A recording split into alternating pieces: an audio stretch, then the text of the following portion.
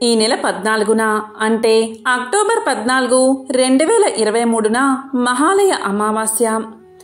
అంతేకాదు ఈ మహాలయ అమావాస్య శనివారం రోజు రావడం వల్ల దీనినే శని అమావాస్య అని పిలుస్తారు. శని అమావాస్య ఎంతో శక్తివంతమైన రోజు. శనిదేవుడి అనుగ్రహాన్ని పొందడానికి విశేషమైన రోజు ఇది. భాద్రపద బహుళ అమావాస్యని మహాలయ అమావాస్య అని పిలుస్తారు. ఈ మహాలయ అమావాస్య అనేది పితృదేవతల ఆశీస్సులు పొందడానికి విశేషమైన రోజు. మరి ఈ మహాలయ అమావాస్య అలాగే శని అమావాస్య కలిసిన ఈ విశేషమైన రోజులోపు లేదా ఈరోజు కాకి కనిపిస్తే ఈ ఒక్కటి పెట్టారంటే చాలు, మీ పితృదేవతలు సంతోషించి మిమ్మల్ని దీవిస్తారు. అలాగే శని అమావాస్య రోజు కావడం వల్ల శనిదేవుడి ఆశీస్సులు మీకు కలుగుతాయి. దీనివల్ల శని బాధలు, శని దోషాలు తగ్గుముఖం పడతాయి. మరి ఎంతో విశేషమైన ఈరోజు ఏం పెట్టాలో ఇప్పుడు ఈ వీడియోలో తెలుసుకుందాం. శనిదేవుడి వాహనం కాకి. అదేవిధంగా మహాలయ పక్షంలో పెట్టే పిండాలను తిని పితృదేవతల ఆత్మకు సంతృప్తి కలిగించేది కూడా కాకే. కాబట్టి ఎంతో విశేషమైన ఈరోజు కాకికి ఇది ఒకటి పెడితే చాలు. కాకి దాన్ని తింటే పితృదేవతలు ఎంతో సంతోషిస్తారు. అదేవిధంగా శనిదేవుడి అనుగ్రహం కూడా మీకు కలుగుతుంది. భూమిపై ఉన్న ప్రాణులన్నీ 2 కనులతో చూస్తే మనం చూడలేని ఆత్మలను కాకి మాత్రం ఒక్క కంటితోనే చూస్తుంది. ఆ ఆత్మలకు సమాచారాన్ని అందిస్తుంది. అటువంటి వరాన్ని పొందింది కాకి. కాబట్టే శివుడిలాగా శ్మశానంలోనే సంచరిస్తూ పిండాలను ఆరగిస్తూ కావు కావుమని ఆ సమాచారాన్ని ఆత్మలకు తెలియచేస్తుంది. ఒకవేళ కాకులు పిండాలను ముట్టుకోకపోతే ఆత్మలు తృప్తి పొందక శాంతి లేక ఎక్కడెక్కడో తిరుగుతూ బాధపడతాయి. కాబట్టి పిండాలను కాకులు మాత్రమే తినాలి. దీని వెనుక ఉన్న వివరణ ఏంటి అంటే, మన హిందూ సాంప్రదాయంలో కాకికి ఒక ప్రత్యేకమైన స్థానం ఉంది. కాకి కూడా 3 అద్భుత వరాలు పొందినట్లు పద్మపురాణం అలాగే సౌర పురాణం తెలియజేస్తున్నాయి. మరి కాకి పొందిన ఆ అద్భుత వరాలు ఏంటో ఇప్పుడు తెలుసుకుందాం. కాకులు పితృదేవతలకు ఆహారాన్ని అందించే పవిత్ర జీవులు. పురాణం ప్రకారం చాలా కాలం ఈ కాకుల్లో ఒక కాకి సూర్యుడి గురించి ఘోర తపస్సు చేసింది. ఆ తపస్సుకు సంతోషించిన సూర్యుడు ప్రత్యక్షమయ్యాడు. వెంటనే కాకి సూర్యుణ్ణి పలు విధాలుగా స్తుతించింది. దాంతో సూర్యుడు ఇలా అడిగాడు, కాకులలో ఉత్తమమైన దానా, నీ తపస్సు నాకు ఎంతో ఆనందాన్ని కలిగించింది. నీ తపస్సుకు కారణమేమిటి అని అడిగాడు. దానికి కాకి ఇలా చెప్పింది, సూర్యదేవా, ఈ సృష్టిలో ప్రతి ప్రాణి ఒక్కొక్క వస్తువును ఒక్కొక్క జీవిని వాహనంగా చేసుకున్నారు. నేను భూలోకంలోని మలిన పదార్థాలు సేకరించే జాతిని. నాకు ఈ లోకంలో ఎంతో అవమానం జరుగుతుంది. అందరూ మనుషులు నన్ను తిడుతున్నారు. నా అరుపు కూడా వారికి ఎంతో అసహ్యంగా వినిపిస్తుంది. నన్ను దగ్గరకు కూడా రానివ్వడం లేదు. కాకా అని అసహ్యంగా అరుస్తుంది అని అంటున్నారు. నాకు మా జాతికి కూడా గుర్తింపు రావాలి. నేను కూడా ఎవరికో ఒకరికి వాహనం అవ్వాలని ఎంతో కోరికగా ఉంది. అనుగ్రహించండి ప్రభు అని వేడుకుంది. అప్పుడు సూర్యుడు కాకి చెప్పిందంతా విని ఇలా పలికాడు, ఓ ఉత్తమమైన కాకి, నీకు నేను 2 వరాలు ప్రసాదిస్తున్నాను.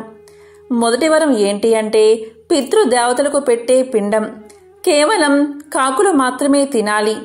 కాకులు తింటేనే ఆ పిండం పితృదేవతలకు చేరుతుంది. ఇది మొదటిది. ఇక రెండవది, నా కుమారుడు శనిదేవుడు.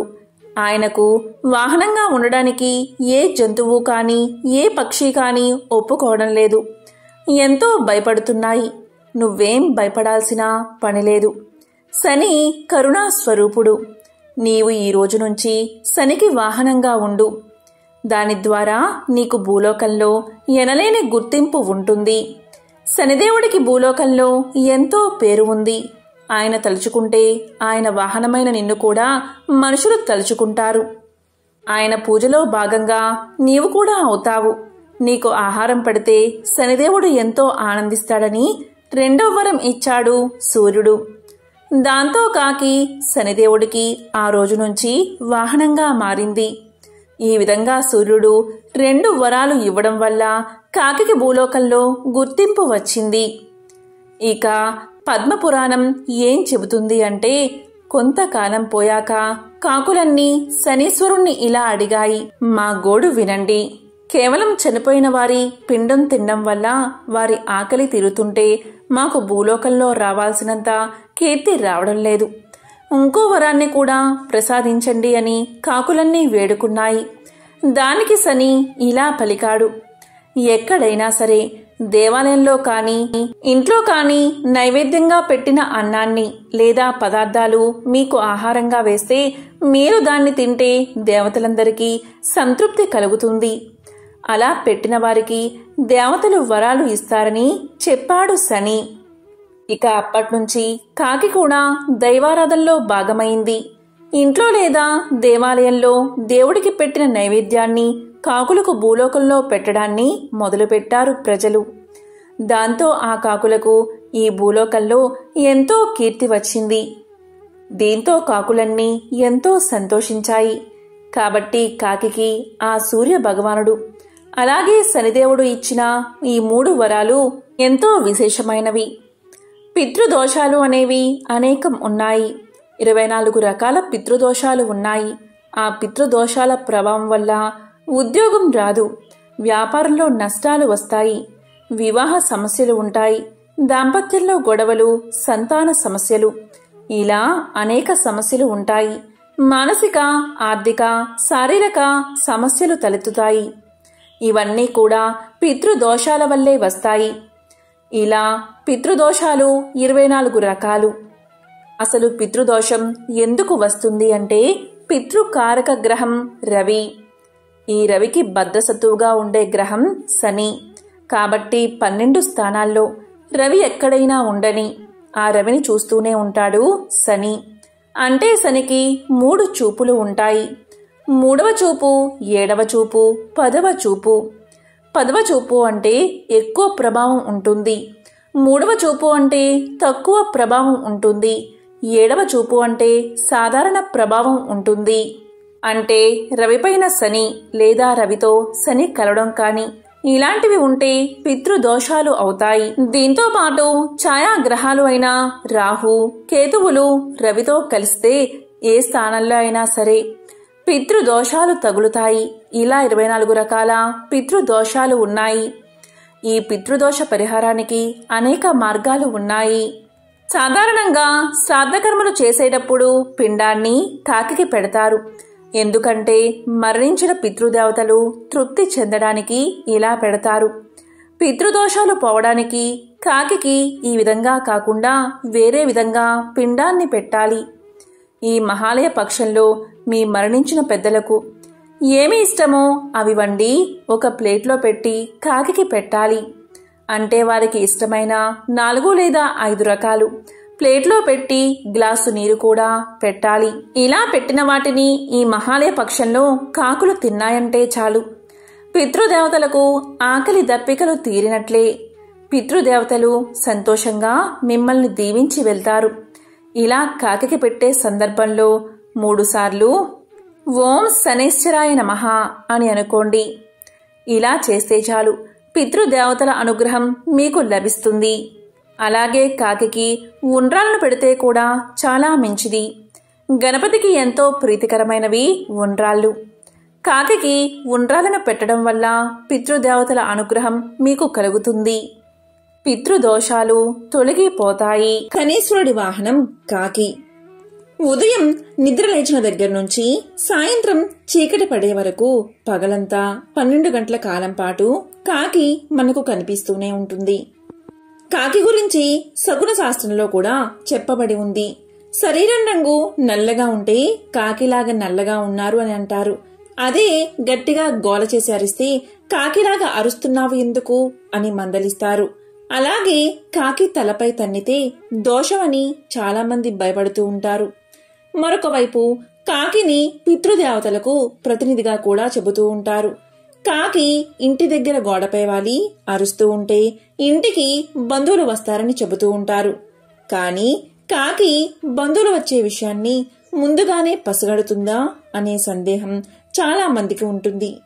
కాకి అరుపుకు సంబంధించిన ఒక పురాణ కథ రామాయణంలో ఉంది. ఆంజనేయ స్వామి సీతాదేవిని వెతుక్కుంటూ లంకకు వెళ్తాడు. ఆంజనేయ స్వామి సీతమ్మ దగ్గరకు రాగానే చెట్టుపై ఉన్న పక్షి గట్టిగా అరుస్తుంది. అది ఆంజనేయుడు వచ్చిన సంగతిని సీతమ్మకు తెలియజేసిందని ఈ నమ్మకం పుట్టుకొచ్చింది. ఆంజనేయుడు రావడం సీతమ్మకు శుభవార్తే కాబట్టి కాకి ఇలా అరిస్తే శుభవార్తే అని నమ్ముతారు. అలాగే కాకి తలపై తన్నితే మాత్రం భయపడిపోయే అపనమ్మకం ఉంది. కాకి శనిదేవుడికి వాహనం కాబట్టి కాకి తలపై తగిలితే శనిదోషం తగులుతుందని, యముడి రాకకు సంకేతమని చాలా మంది నమ్మి భయపడుతూ ఉంటారు.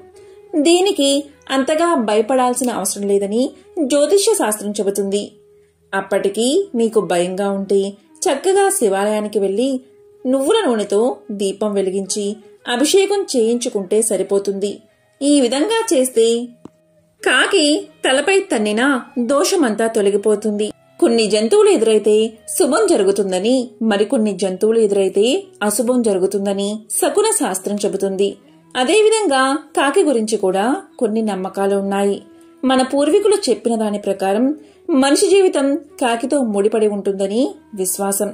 అదేవిధంగా చనిపోయిన పూర్వీకులు కూడా కాకి రూపంలో తిరుగుతూ ఉంటారని మనం నమ్ముతూ ఉంటాం. ఏదైనా పని మీద బయటికి వెళ్లేటప్పుడు కాకి వచ్చి గట్టిగా అరిస్తే మీరు చేపట్టే పనులు విజయవంతంగా పూర్తి చేస్తారని సంకేతం. నీళ్లు ఉన్న కుండపై కాకి వాలి ఎవరినైనా చూస్తే వారు ధనవంతులు అవుతారని శాస్త్రాలు చెబుతున్నాయి. కాకి నోటితో దేన్నైనా పట్టుకుని ఆగి దానిని మనిషి మీద వదిలేస్తే అది అశుభానికి సంకేతం. కాకి మాంసం ముక్క పట్టుకుని వెళుతూ కింద ఉన్న ఏ వ్యక్తి మీదైనా దాన్ని వదిలేస్తే అతనికి ఆపద వస్తుందని సంకేతం. కాకి ఎదురు వచ్చి నీళ్లు తాగితే ఆ వ్యక్తి అనారోగ్యానికి గురవుతారని ఒక సంకేతం.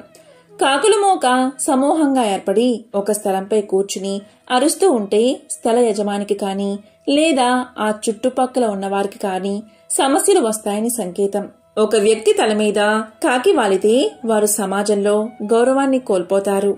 అలాగే మహిళ ఒళ్ళో కాని తలపై కాని కాకి నుంచుంటే ఆమె భర్త సమస్యలో పడతాడని సంకేతం. సాయంత్రం సమయంలో కాకి ఆగి మన వైపు చూస్తూ ఉంటే మనకు ద్రవ్య లాభం కలుగుతుందని సంకేతం. కాకి గట్టిగా అరుస్తూ రెక్కలతో కొడుతూ ఉంటే దగ్గరలో ఉన్న వ్యక్తికి ఆపద కలుగుతుందని అర్థం.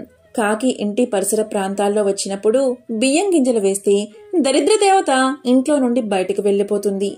కాబట్టి కాకి మీ ఇంటి దగ్గరికి వచ్చినప్పుడు కొన్ని బియ్యం గింజలు వేసి పంపించండి. ఇలా చేస్తే లక్ష్మీదేవి మీ ఇంట్లోకి అడుగుపెట్టి ధనవర్షం కురిపిస్తుంది.